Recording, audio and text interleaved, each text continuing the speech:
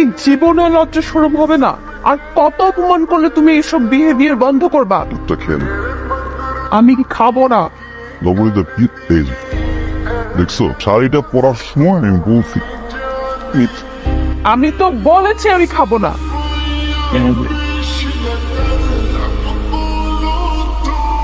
তুমি কি আমার ড্রাইভার? এরকম চামচামি করতে মানা করছিল? টিস্যু দাও।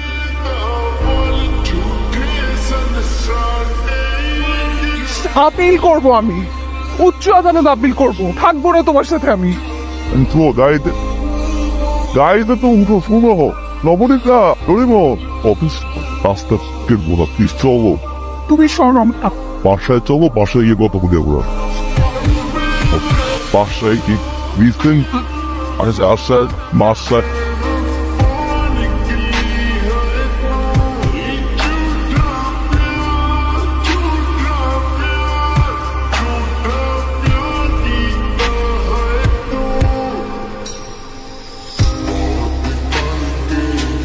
বলতো কাউ লোক বিশ্ববাই পাঠাইছে।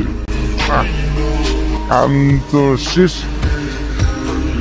আমি চাই নবনীতার রক্তাক্ত এটা দেখে হার্টেলের কষ্টের দাও দাও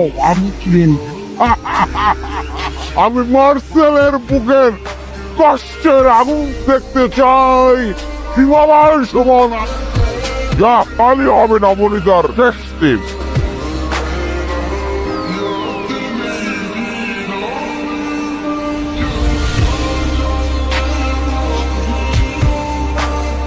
আচ্ছা, এই বিশ্বটা কে? মাফিয়া। চলো আমরা এই শহর ছেড়ে অন্য কোথাও চলে যাই। এত ভয়ঙ্কর একজন মাফিয়া, ও তো আমাদেরকে মেরে ফেলবে। বিশ্বকে ভয় পায় সবাই, বাট বিশ্ব আমাকে ভয় পায়। বিশ্বকে মাফিয়া বানাইছি আমি। উইদাউট মি বিশ্ব ইজ আ জিরো। মানে কি? তুমি কে? Mafia, secret mafia.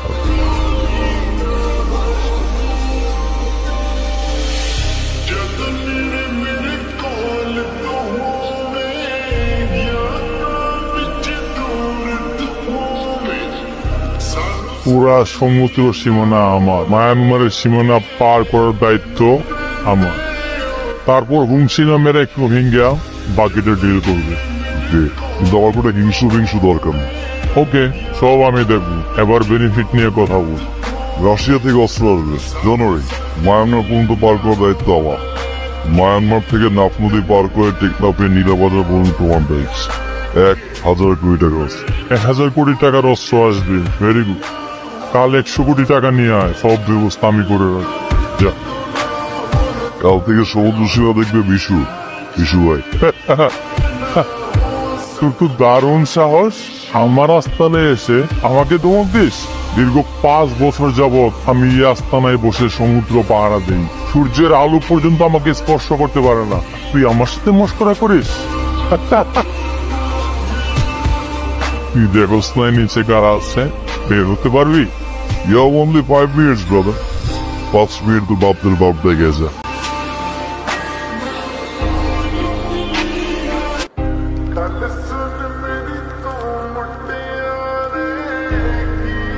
Time's up, my brother. বাবা শোনো, আমি ঠিক করেছি জব জয়েন করব। স্টাডিটা তো শেষ। কি শেষ মানে? অনার্স। শুধুমাত্র অনার্স শেষ করেছে। তো অনার্স তো সেই ঘুম আমার।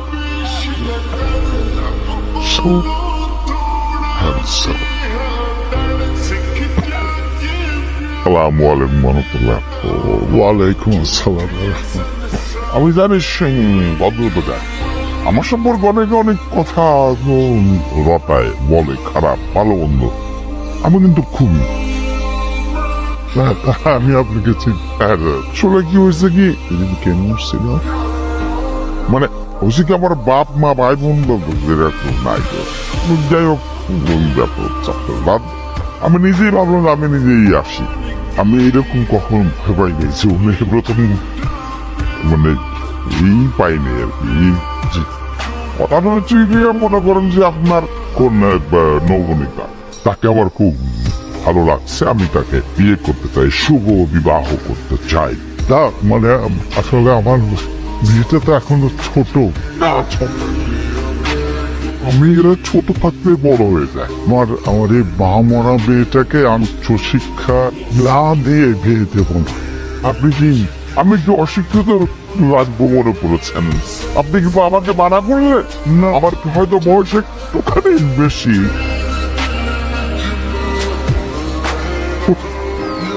হ্যালো, হোয়াটসঅ্যাপে আমি ওকে, আজ সকালেও তোমার বড় ভাই এসেছিল। অনেকদিন ধরেই যে আমার মেয়েটার পিছনে আমি তাকে যা বলে দিয়েছি তোমাকে সেটাই বলতে চাই। আমি তোমাদের এই প্রস্তাব গ্রহণ করতে পারছি না। কেন পারছেন না? পবিত্র প্রস্তাব আপনার তো মেনে নেওয়া উচিত। আচ্ছা ধরুন আগামীকাল আপনার মেয়ে ইউনিভার্সিটি যাচ্ছে, হঠাৎ করে উঠে নিয়ে গেল, কি করবেন? তোমার বড় ভাই অনেক অনেক ক্ষমা করে, তার পক্ষে যা খুশি তাই করা সম্ভব। কিন্তু আমি তোমাকে বলি, এখন বাবার জায়গায় দাঁড়িয়ে দেখা তো মেয়েকে এরকম একটা বয়স্ক লোকের সাথে নিয়ে দেওয়া সম্ভব? তোমাদের মতো কোনো যুবকের কাছ থেকে যদি প্রস্তাব আসলো, আমি তো হাত ধুমধাম করে বিয়ে দিতাম। বাবা, তোমার মেডিসিন নেওয়ার টাইম হয়ে গেছে কিন্তু। মা তুই যাও, আমি আসছি। এসো। কিছু বলছে ডক্টর? আমি রাজি হলে আপনি বিয়েতে রাজি হবেন, এই তো?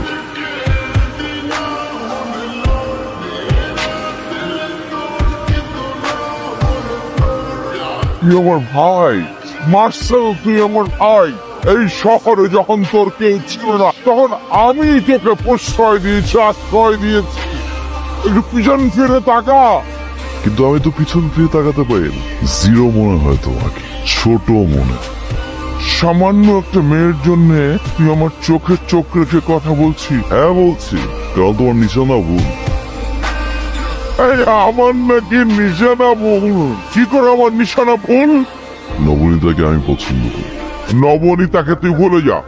এই শহরে হাজার হাজার সুন্দরী মেয়ে আছে, যে কোনো একটাকে তুলে নিয়ে আয়, আমি ট্যাকেল করব। নবনীতা আমার। মার্সেল যা চায় মার্সেল তারে পায়। মার্সেল নবনীতাকে চায়, নবনীতা আমার। 2 টাকার একটা মেয়ের জন্য তুই আমার সঙ্গে বিরোধ জড়াচ্ছিস? উনি হ্যান্ডেল বিষয় এত অস্কিসে। আমি মার্সেল ছাড়া তুই zero, pink zero. Without me mind বস্তির মাস্তান থেকে এই শহরের মাফিয়া বানাইছে। আর যে মাফিয়া বানায় শেখে সিক্রেট মাফিয়া মাইন্ডেড।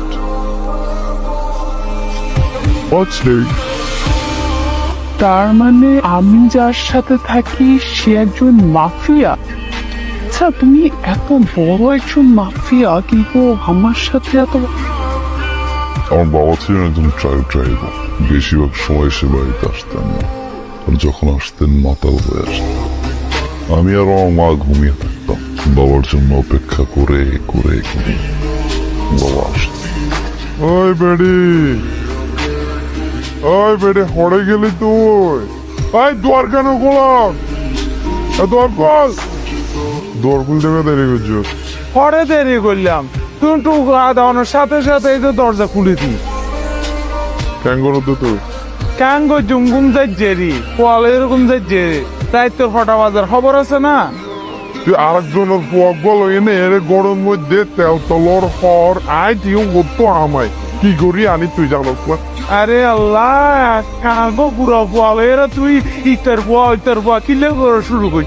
একখান জিনিস নবদিদি তেল কথা হইলে তোর গা গা দল আর তুই তুই কয় নাই বললে হতা হইলে তোর গদকা লাগে।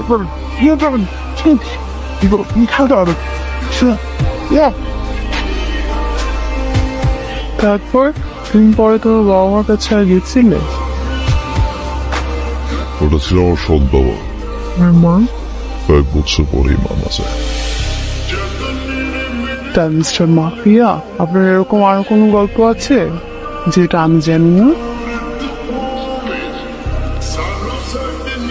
আর কোনো